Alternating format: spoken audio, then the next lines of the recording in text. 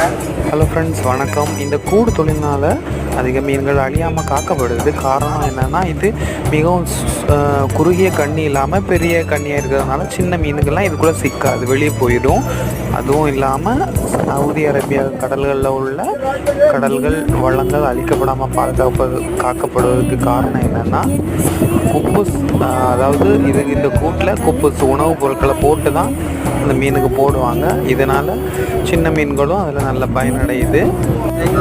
இதுக்கு முக்கியமான ஒரு காரணம் ஃபியூல் அப்படின்னு சொல்லலாம். எரிபொருள் மிக விலை குறைந்த அளவில் கிடைக்கிறதுனாலவுமே இந்த தொழில் பார்க்குறதுக்கு மிகவும் லாபமாக இருக்குது. இதனால் சவுதி வாழ் இந்தியர்களுக்கு அதிக லாபம் கிடைக்கிது.